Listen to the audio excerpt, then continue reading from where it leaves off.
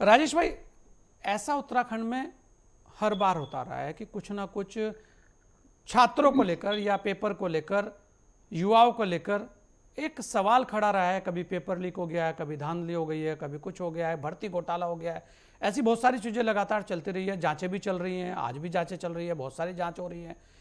अब फिर आप देखिए, कानून भी बने हैं, कड़े कानून बने हैं, उत्तराखंड सरकार ने कार्रवाई भी की है बहुत सारे लोगों पर, ऐसा नहीं है कि कार्रवाई नहीं हुई है। लेकिन उसके बाद भी बार बार इसी तरीके की घटनाएं होती हैं। कभी पेपर लीक हो जाता है, कुछ घोटाला हो जाता है। इसमें उत्तराखंड के युवा की क्या गलती है और आखिर ऐसा हो क्यों रहा है? सरकार किसी की भी रही हो, सरकार आपकी भी रही है, हर बार कोई ना कोई ऐसी घटना हो जाती है कि जिससे छात्र जो हैं वो ठगे रह जाते हैं। निश्चित रूप से संजय जी, बड़ा दुर्भाग्य है इस राज्य का। और मैं पूर्व में भी कई डिबेट हम इस पूर्व में भी हमने मुद्दों पर डिबेट की है।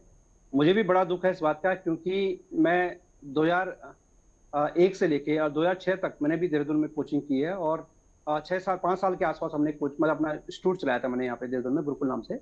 जी। और मैं इस पीड़ा को समझता हूँ कि छात्रों को क्या पीड़ा होती है। मुझे याद है कि जब हम लोग ट्रेन के सफर में लगातार मतलब महीनों तक हम वापस घर नहीं आते थे, क्योंकि हर हफ्ता एक एग्जाम होता था। कभी हम भुवनेश्वर जा रहे हैं, कभी मुंबई जा रहे हैं, कभी यूपी के अन्य राज्यों में जा रहे हैं एग्जाम देने। और ये समस्या बड़ी लगातार होती थी, क्योंकि हम पूरा उत्तराखंड के लोग, अधिकतर जो कंपटीशन की तैयारी करता है वो मिडिल क्लास का आदमी है। वो पहाड़ में हमारे जो माता पिता हैं, दादा दादी हैं, वो बड़ी मुश्किलों से मतलब हम लोगों को यहाँ शहरों में रखते हैं।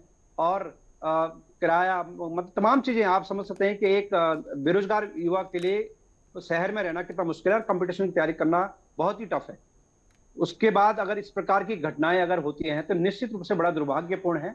और मेरा मानना है कि सरकारें, चाहे वो भारतीय जनता पार्टी की रही हो, मैं पार्टी का प्रवक्ता निश्चित रूप से कांग्रेस प्रवक्ता के रूप में मैं यहाँ पे बोल रहा हूँ, लेकिन एक पीड़ा मेरी भी है, क्योंकि अगर सरकार हमारी रही हो चाहे भारतीय जनता पार्टी की रही हो, अगर युवाओं के साथ कहीं पर भी अगर इस प्रकार की घटना घटित हुई है, तो मुझे याद है कि 2004-05 में 2002-03 में बीएसआर भी होता था, बैंकिंग सर्विस रिक्रूटमेंट बोर्ड होता था, जब हम तैयारी करते थे कंपटीशन की।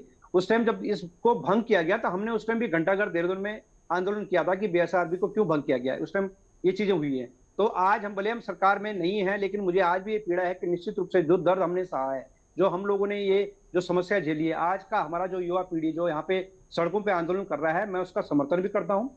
और निश्चित रूप से क्योंकि मैं अभी डिस्ट्रिक्ट बॉडी में पिछले 2-3 महीने से क्षेत्र में हूँ अपने, मैं जिला पंचायत अभी जीत के आया हूँ। और क्षेत्र में हमारी कई समस्याएं, उन पे ध्यान मतलब केंद्रित है। लेकिन युवाओं की इस समस्या में मैं भी प्रतिभाग करूंगा, मैं आश्वस्त करता हूँ। लेकिन बहुत बड़ी समस्या है संजय भाई, ये समस्या लगातार आप देखिए पिछले 5-6 साल में इतनी बड़ी भयंकर समस्या मतलब बढ़ चुकी है। आप देखिए, चाहे वर्ष 2018 का फॉरेस्ट गार्ड की भर्ती घोटाला हो, चाहे बीपीडीओ भर्ती घोटाला हो, सुरेंद्र सिंह जना यूनिवर्सिटी में 100 अनैतिक तरीके से भर्तियां हुई है, तो चाहे प्रेमचंद अग्रवाल जी के द्वारा आपका जो ये हमारा सचिवालय में अनैतिक तरीके से भर्तियां हुई हैं, जितनी भी भर्तियां इस राज्य में हुई है। मैं तो बार बार ये चीज बार बार कहता हूँ, यहाँ पर जोशी जी भी, हमने हर डिबेट में कहा कि वर्ष 2000 से और अब तक 2025 तक जो भी भर्ती घोटाले हुए हैं उनके सीबीआई जांच हो। मैं पार्टी का प्रवक्ता हूं, लेकिन मैं जानता हूं इस पीड़ा को, मैं समझता हूं, जानता हूं कि बॉबी भाई लगातार इस लड़ाई को लड़ रहे हैं, मैं जानता हूं कि आशीष भाई इस लड़ाई को लड़ रहे हैं। मैं भी हर मुद्दे पे, चाहे वो अंकिता भंडारी हत्याकांड हो, चाहे भू कानून हो, चाहे आज बेरोजगारी वाला मुद्दा हो, पूर्व में भी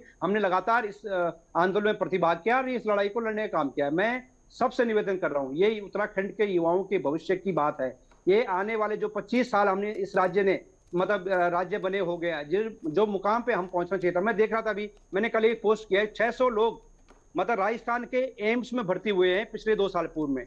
और हमारे 56 लड़के युवा साथी जो जो पिछले 12-12 14-14 साल से एम्स में नौकरियां कर रहे हैं, जो उत्तराखंड के मूल निवासी हैं, उनको बाहर किया गया है। हमारी लड़ाई है, हम पार्टियों में है, लेकिन हमारी ये लड़ाई है कि उत्तराखंड के युवाओं का हक नहीं मारा जाना चाहिए। उत्तराखंड के युवाओं का हक जो ये सरकार लूटने का काम करिए। अब निश्चित रूप से संजय भाई, भारतीय जनता पार्टी का प्रत्येक नेता, देखिए कांग्रेस का मैं आज भी कर रहा हूं, अगर कांग्रेस के किसी नेता ने अगर नौकरी बेचने का काम किया है या किसी नेता ने इस प्रकार का कुकृत्य किया, आप जेल में डालिए। आप केंद्र में आपकी सरकार है, राज्य में आपकी सरकार है, आप जेल में डालिए, हमें कोई आपत्ति नहीं है।